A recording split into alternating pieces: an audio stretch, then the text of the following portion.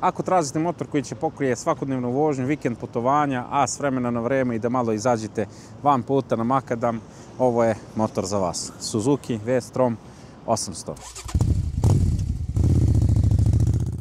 Dolazi u dve varijante.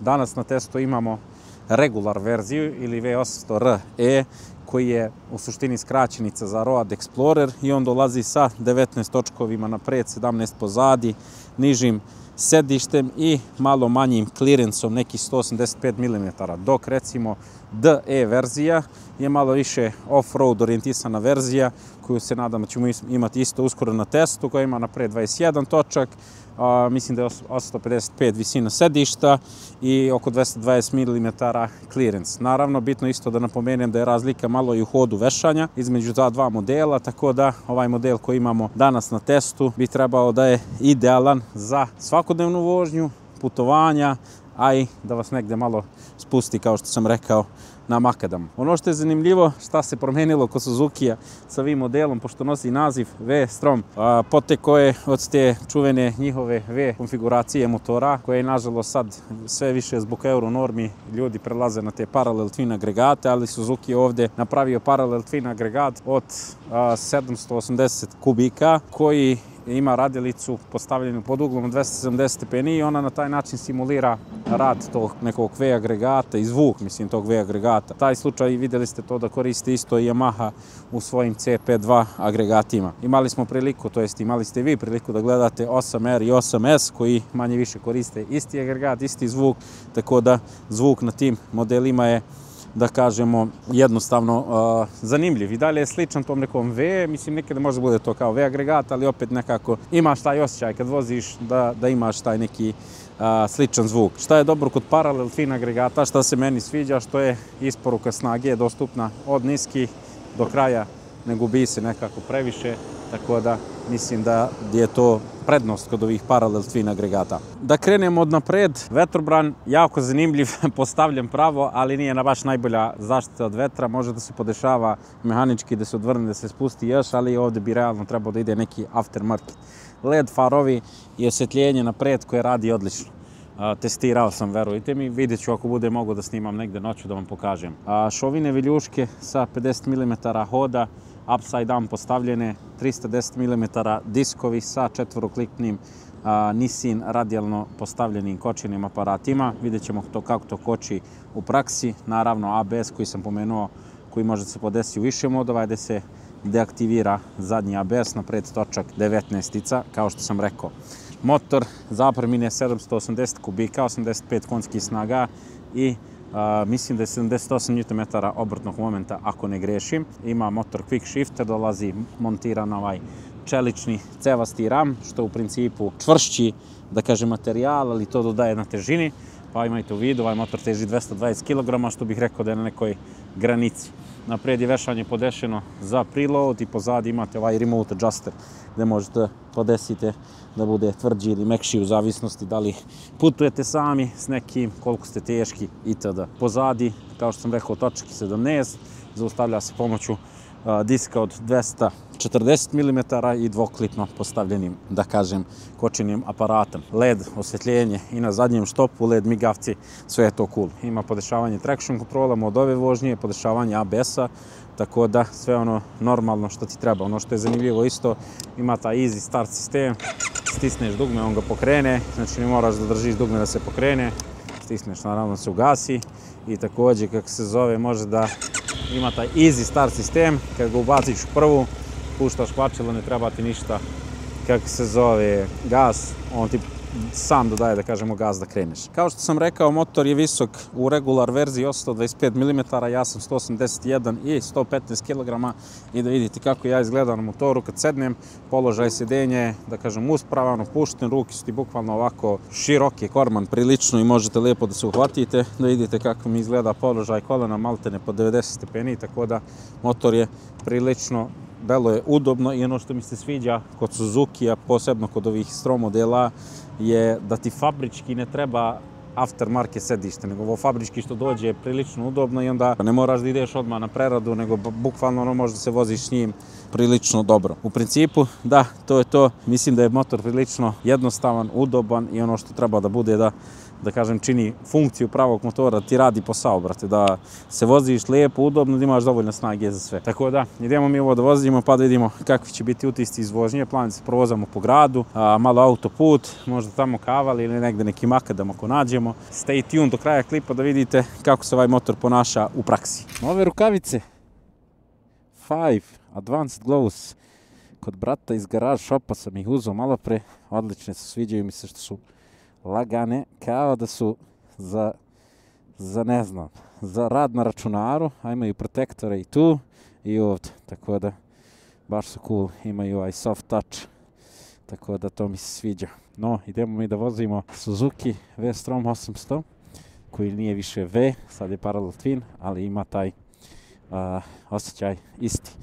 Sednemo na motor, prođemo malo komande, sa desne strane Ride by Wire, znači elektronski gas, 3 moda vožnje, indikatori sva 4, easy start sistem, pričao sam o tome pre, pa desiva prednja kočnica, ja sam zategao do 1 da bi imao što bolje kočenje, rezervar 20 litara, s leve strane, ovdje kao što vidite gore dole, rukavice su mi malo velike možda, možete da menjate neke stvari, pričat ćemo kod toga vožnje, ovdje sad na mod dugme možete setujete traction control od 1 do 3 ili off, znači stavit ćemo 1, modovi vožnje A, B i C, krenut ćemo sa C i ABS 1, mislim da može se ugasi u nekom režimu vožnje, nisam siguran, trebalo bi da može.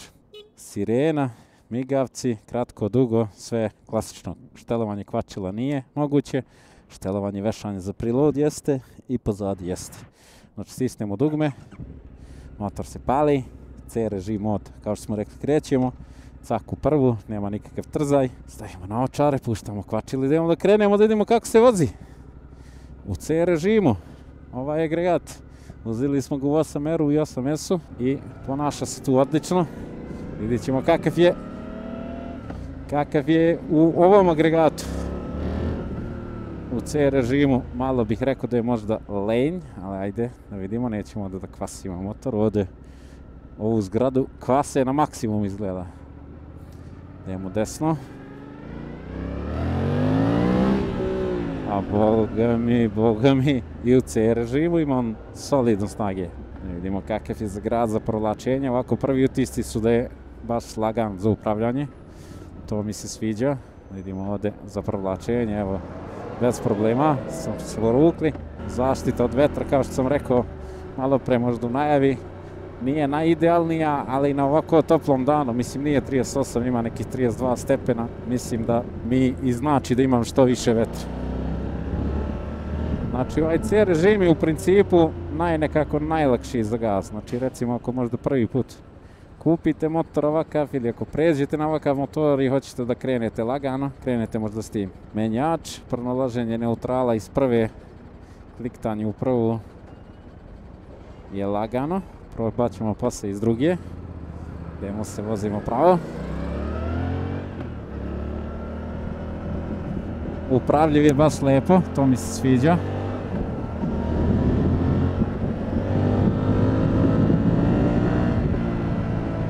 Brat, ni ne osjetiš koliko brzo ideš. Znači, zaštita od vetra radi posao. Kao što sam rekao, fabrički ima quick shifter. Tako da, testirat ćemo i to, sviđa mi se kako radi vešanje preko ovih rupa.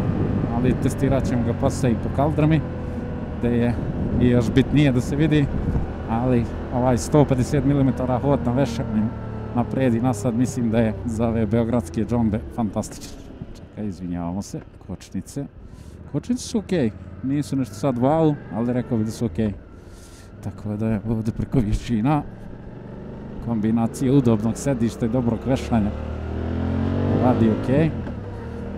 Kako se zove, malo ima delay kad si u C režimu, tako da prebacit ćemo se vjerovatno uskoro u B.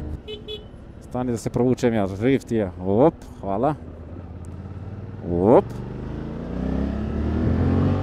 Prebacit ćemo ga u B, pošto u C malo ono načino, tek kasnije razvija. Tako da vidit ćemo sad kakva je razlika kad se stavi u B. Sviđa mi se što je odabir opcija mnogo lagan. to mi se sviđa. Idemo namerno ovamo malo sad po šinama i ovim neravninama da vidimo kakav je preko rupa. Sviđa mi se što mi motor daje prilično samopouzdanje da ga vozim ovako jednostavno, to mi se sviđa. Opa, sad naglo kočenje, osjetio sam da je ABS se aktivirao napred, tako da ide malo vešanje propalo, ali nebitno, bitno da je motor ukočio kako treba, ali prelazak preko ovih neravnina, šina, motor radi sve bez problema ikakvih.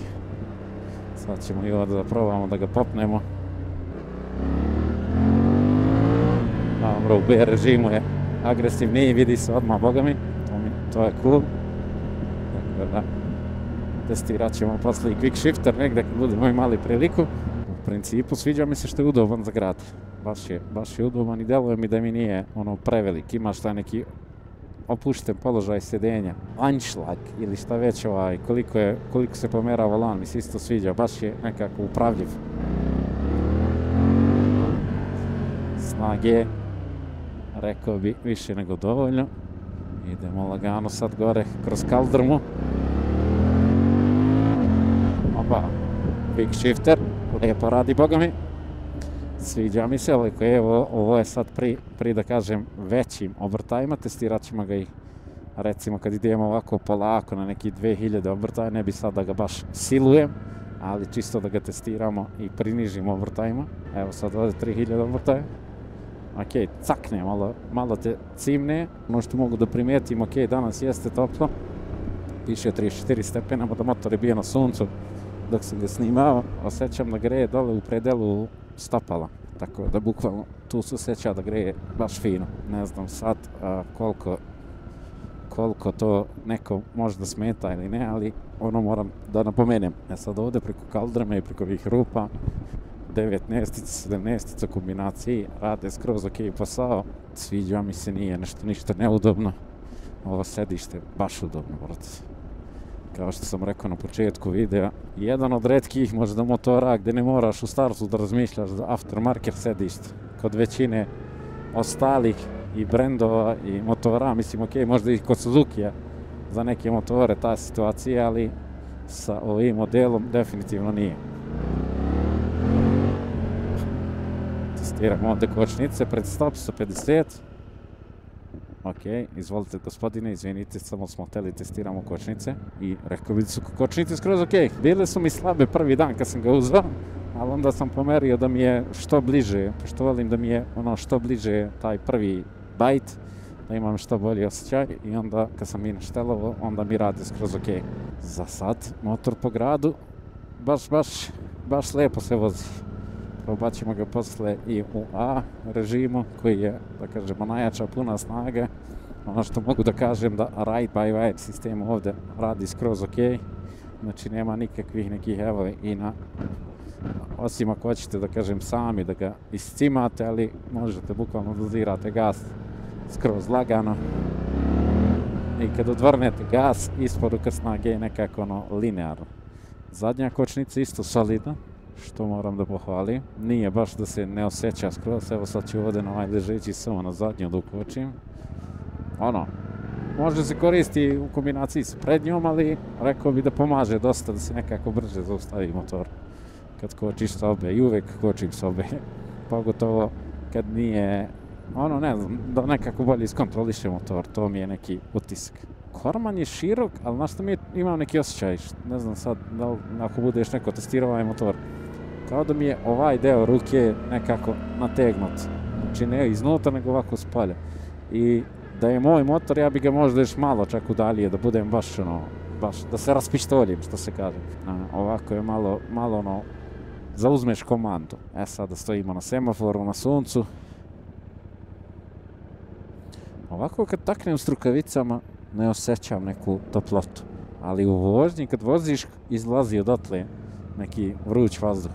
Nemam pojem. TFT ekran mi se sviđa što je pregledan. Vidjet ćemo posle kad bude direktno izložen na suncu. Ali ima čak i ovaj mali neki ovdje zaštitu od sunca, tako da trebalo bi da će to da bude ok. I sviđa mi se ovo na kvačilo što samo kreće. Kvačilo je nije ni lako, nije ni meko.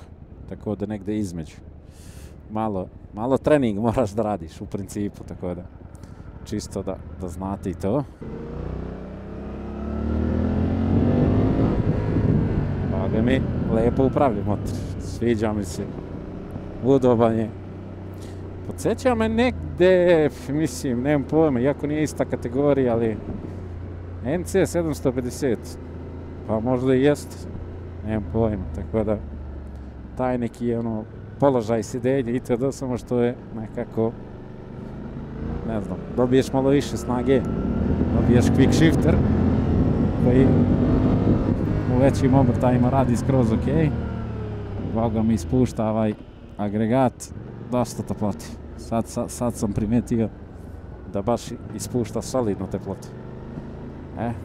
Sad ovdje ćemo da malo, pošto je gužvica, testiramo provlačenje. Kako ćemo se provučemo. Prati taksistu i ne brini.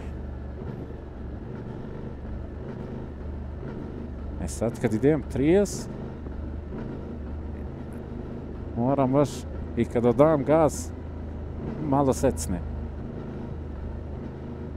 Nije baš kao recimo na neke kineske motore, osjetiš da malo secne, tako da zanimljivo. Što recimo kad krećeš u startu i sporo kad krećeš nije slučaj, kod nekih onih kineskih motora što sam vozio je bio slučaj. Sad smo ubacili na A režim vožnje, kad klikćete u mod dugme, znači možete menjati traction control, 1, 2, 3, ja stavio 1, mod vožnje A, B, C i ABS, ne znam da li ima opciju da se ugasi, aha, mora se zadrži.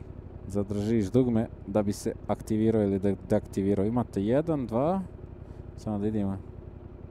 Imaju 2 režima vožnje ABS, koliko ja vidim, ne može da se odabere nešto drugo. Ajde, stavit ćemo 1 i kad stisnete još jednom mod možete da menjate dole ove neke informacije na board kompjutere kao što su trip 1, trip 2 da se to restuje, temperatura agregata, evo kao što vidite ovdje u hladu na 33 stepena je 102, tako da naravno će greje. Koliko je prosječna potrošnja, 5,3, meni se sviđa ovaj najviše deo, ova trenutna potrošnja i koliko do pumpe. U principu to najviše volim da mi bude tu, zato što nekako vidim ja i ovdje koliko ima, da kažem, goriva, ali ovako kad znam u glavi, treba ti još toliko do pumpe, to mi nekako najviše znači.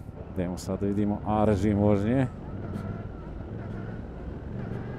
Na A režim vožnje, dobro, ako se voziš po gradu, u C se voziš i onda nemaš nikakav trzajni gaz, a ako ćeš malo da ti je agresivniji motor, onda ga prebaciš u B ili u A, tako da to su razlike koliko mogu da ispratim. U principu, za grad, za sad sviđa mi se što je udoban, sviđa mi se, kako se zove, što može se vozi komfortno, u ovom C režimu vožnje, sviđa mi se solidno koči, ne sviđa mi se što greje, ako je toplo dosta, dole ume baš da greje, tako da, zato sam ja fan naked motora, tako da, zato što hoću maksimum vetra.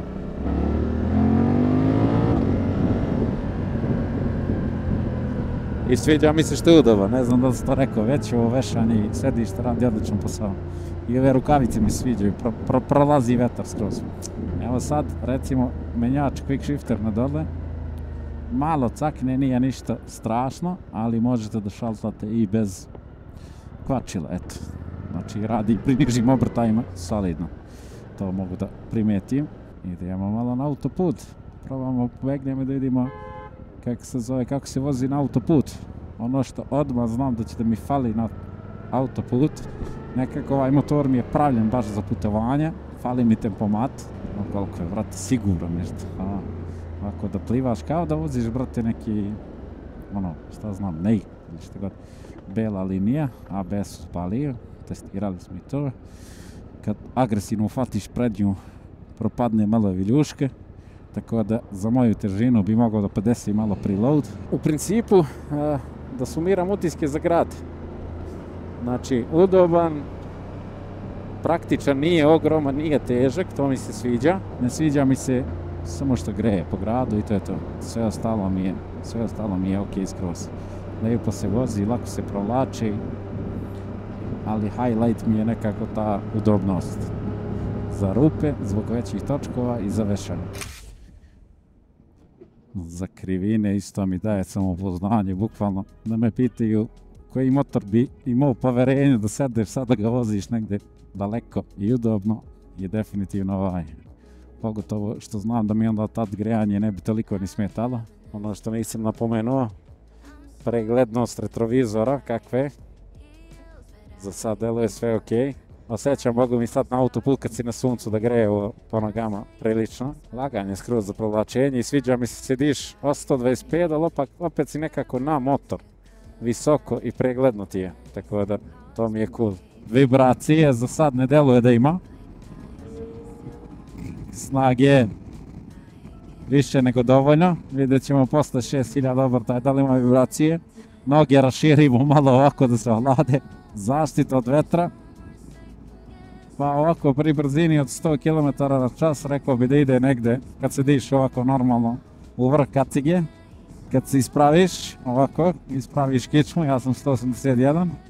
Sad mi ide bukvalno negde tu isto. Gde su obrve, bukvalno, čini mi se tu da osjećam vetar. Sad ovdje quick shifter u većim obrtajima radi ok, na gore, na dole malo mu da obrtaj, ali nije ništa što je strašno da može da te iznenadi ili nešto. Zavisi koliko tvrnete gas, ali može neko autonomije da ima, ja mislim, od 4,5 do 5 litara ako se vozi normalno. Ako se vozi naravno preko 130, 140, onda će potrošnja da bude veća. Vidjet ćemo sad pri brzini kakav je, ovako na autoput mi je bilo bitno pokrijem zaštitu od vetra, koja mislim da možda bude bolja, ali nije loš. Mislim, znam i druge adventure motore, mislim ovako sport, touring, adventure koji imaju možda i lošiju zaštitu od vetra. Snage, evo u 6. brzinu, da vidimo kako je kad se odvrne na 110, da li imamo neko povlačenje. Pa povlačenje sporije, tako da ako hoćete da radite preticanje, možete da iskoristite quick shifter koji imate i da ga prebacite u manju. Evo sad se ovaj sklonio. Manja, ubrzanje, veća.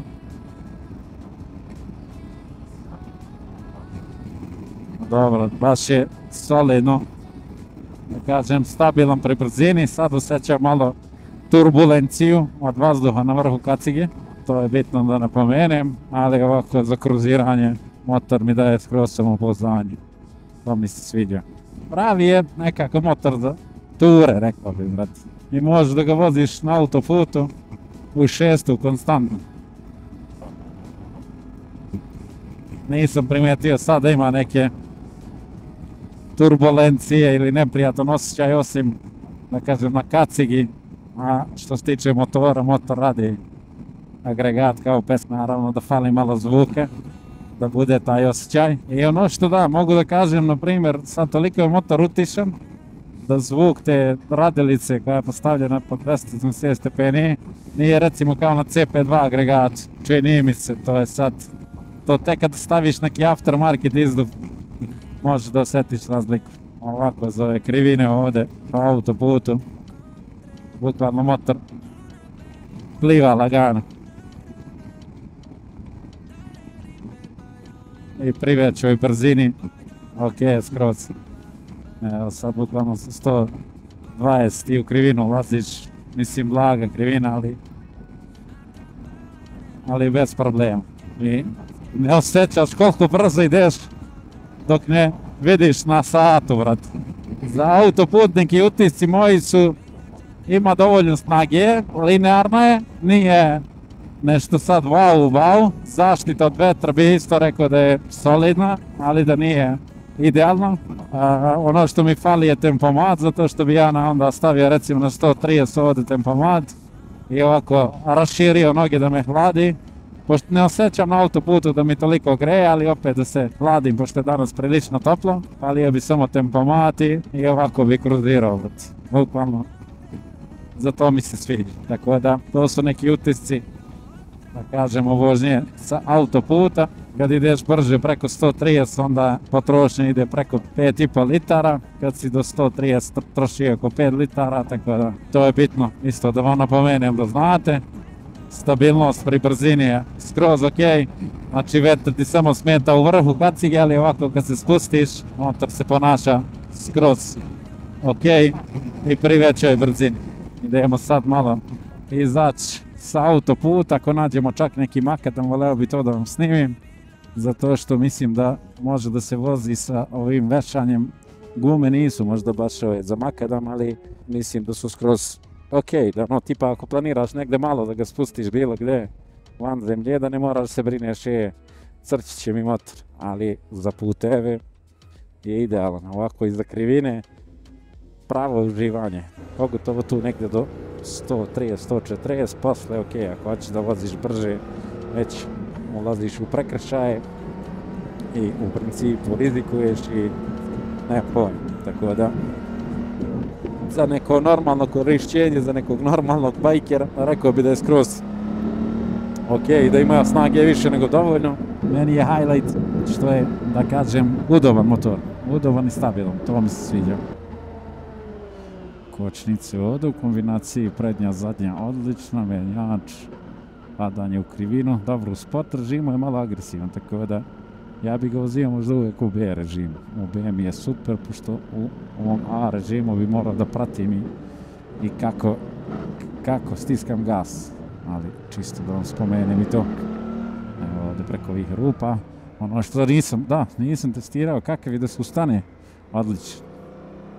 Mislim u neki nežniji režim vožnje, ne u ovaj. Evo ga tamo neki makadam, sad ćemo da se krenemo tamo.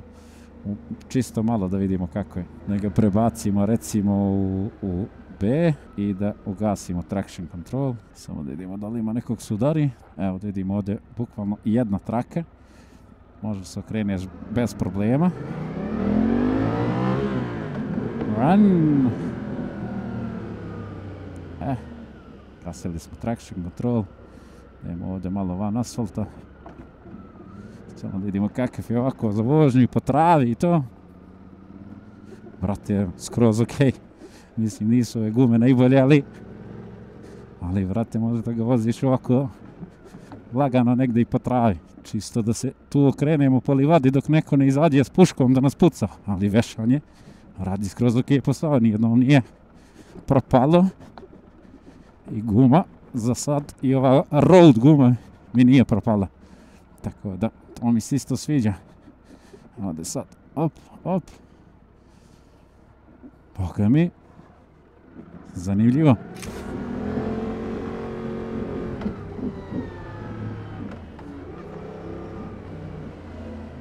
Za krivine isto baš lepo.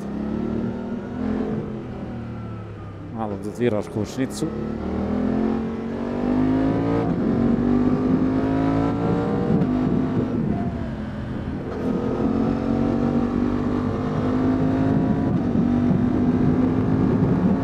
Jeste, kočenje. Manja, ok, quick shifter na dole, kad treba da stisneš mora bukvalno malo jače da se stisne, tako da vidimo ove šahtice. Tako da, have in mind that, ali upravljiv je, brate, nije naravno kao neki sad ono naked sa manjim točkovima, ali sviđa mi se kako upravljiv. Baš cool. Se mi podesimo, zakopčamo jaknicu, vidimo malo kako se vozi V-Strom 800DI po krivinama, ovdje po avali. Ako budem uspio da nađem još malo negdje van puta, to bi bilo da probam. Ovdje vam ovaj put ne znam gdje vodi, ali što ne bi otišli da vidimo. Mislim da je neka kuća. Nečija, ali to je prednost ovog motora. Road Explorer. Možeš da se voziš i okrećeš gdje hoćeš. I sviđa mi se što mogu, nekako imam samopouzdanje da izađem i malo ovako van putno s njim i sviđa mi se što mogu da ustanem, da se naslonim na rezervoar. To mi se isto sviđa. No, idemo mi ka avali gore, pa ako bude imalo još ovakvih skretanja, ćemo da izađemo. U B režimu ćemo da probamo. Testiramo i quick shifter. Ali sviđa mi se koliko ti odmah daje samopouzdanje da ga voziš lagano i po krivinama. Znači, bez problema može da ideš brže i da ti motor daje sigurnost. Kočnice, quick shifter u manju, Umanjuje malo quick shifter, secne, ono, baci u obrtaj, ali ja bih ga koristio samo za više brzine i to posle 5000 obrtaja, tad se ponaša najbolje. Ali motor je krstarica. Op, kako me izbacio sad. Kad sam ga smanjio u manju, počeo da kliza, tako da treba biti pazljiv. Tako da traction control ćemo možda podignemo na 2, da mi se ne bi to desilo, vidjet ćemo sad. Znači kad maciš u manju brzinu, nema recimo kao na nekim motorima, ali dobro nisu iskuplji onaj backslip regulator, to recimo moj ima XSR, da ti on malo nadomesti te obrtaje na zadnjem točku da ti se ne prevrne. Ali ovako imaš ti celu kontrolu nad tim, da kontrolišeš motor. To bi rekao neko i da je bolje možda.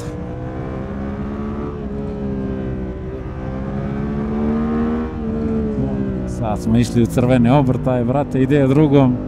Znači, vibracije na fuzastre osjetiš na tek 10-12 obrtaja. A ovako, bukvalno na 5-6, možeš da kruziraš motor, da kažem, ne vibrira uopšte. Daje ti samo pouzdanje.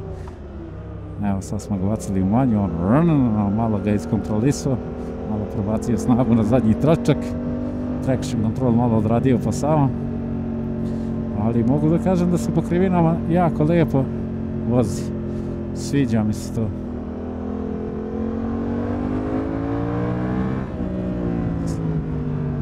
Kočnice bi mogle za nijansu da budu bolje. Mislim, dobro je što nije motor pretežak.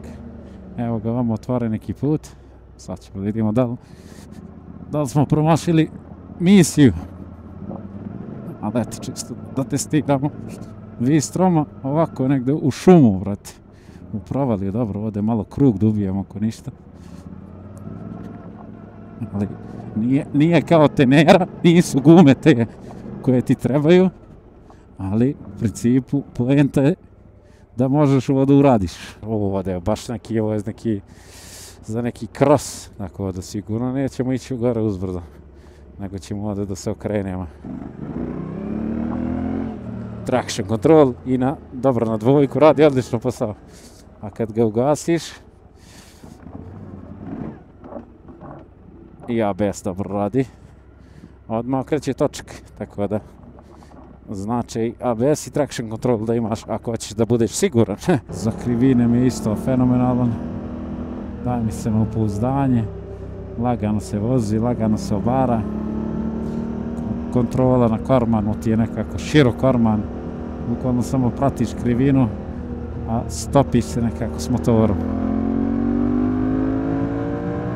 Ovo B režim vožnje nije najagresivniji, ali za ovu snagu i ove kočnice i krivine ne treba ti ništa više. Ovo mi je motor, brate, pašano za uživanje. Kako se zove, da ti sedneš sad s ovim i kažeš da odu da ne znam gde i odeš, brate, i ne razmišljaš. Znaš da će motor da te odvede i da te posluži. Mislim da je Suzuki tu odradio dobar posao što se tiče toga. Ima naravno stvari koje mogu da bude bolje, kao i na svim motorima, ali za većinu stvari će da radi posao više nego što treba, više nego dovoljno.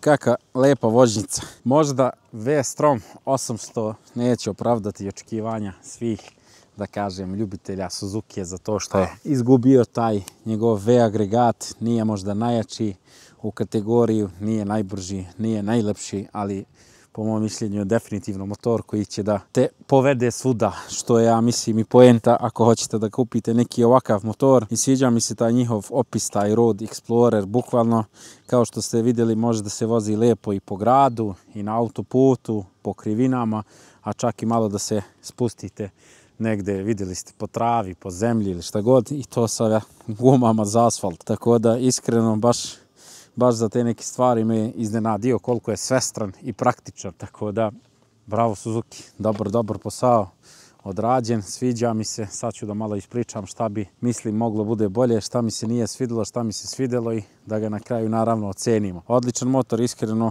i u konkurenciji to, i mislim da je jako konkurentan.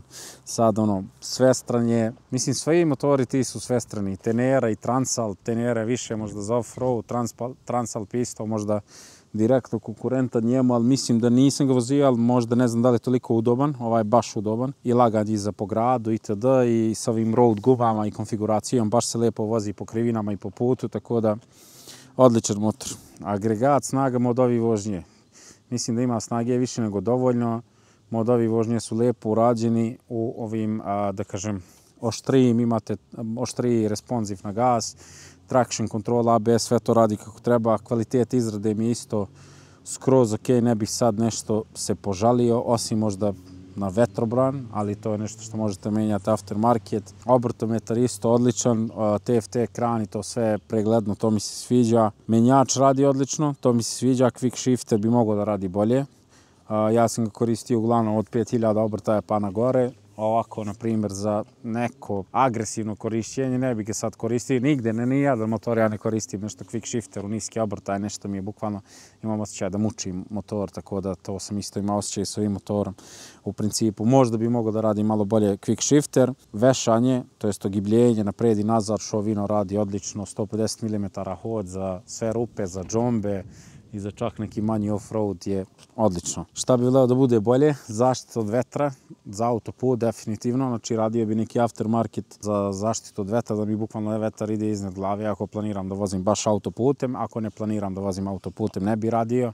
Nije meni lično toliko bitno, ali čisto da napomenem za ljudima koja imaju bitna zaštita od vetra. Zvuk sa ovim Euro 5, kažu da i mislim grejanje je malo problem zbog ovih Euro 5 normi, ali zvuk bukvalno ne čuje se motor. Čuje se ono, pogotovo od vetri, kacigi ne čuješ ništa, tako da zvuk bi menjao, ali to je na svim ovim motorima. Norma mora bude ispunjena zbog evropskih regulativa, nažalost, ali i ti izvodili, zato više ni nemamo dve agregate, uglavnom. Mislim, bar ne od Suzuki, zato što neće se cimaju da prave to za evropsko tržište. Tempomat, iskreno mislim, jako ga ne koristim sad ultra nešto, ali kad bi išao neka dalja putovanja, bio bi baš značajan da ti imaš tempomat na ovakvom agregatu, to je, ja mislim, baš poželjno, tako da ne znam što ga Suzuki nije stavio. Nisam siguran da ima DE model, znam da ima veći hod ogibljenja, bolju zaštitu, štitnici ruku bi na ovom motora, mislim, legli baš super. Tako da to bi isto uradio aftermarket, bez obzira što je, da kažem, road mašina. Grejanje isto, grejanje u predelu stopala, mislim, ako je toplo kao danas 32 ili više, ume baš da greje, tako da još pogledao kad ste pod opremom i sve, možete da dehidrirate brzo, tako da nosite vodu. I kočnice bi mogle da budu malo bolje. Definitivno, kočnice, da. Kočnice ok su, ali nemam pojma, nekad. Mislim, u sve rizične situacije su me zaustavile, ali bi voleo da budu za nijansu bolje. Tako da to su neke stvari koje bi voleo da budu bolje. Idemo da ga ocenimo sad za kraj i da se zahvalimo svima vam što ste ostali do kraja. I naravno kompaniji Eurosumar koja je ustupila ovaj motor na test. Inače mislim da su sad na nekim akcijama, tako da čekirajte njihov sajt za aktualnu ponudu i možete da kupite neki ovakav motor po nekoj povoljnoj ceni, tako da čekirajte šta imaju tamo od akcija. Video sam da su nešto kačili sad, tako da možete to da proverite. Sad idemo ocjene. Upravljivost, lak za vožnju, različite muneve, krivine, grad, autoput.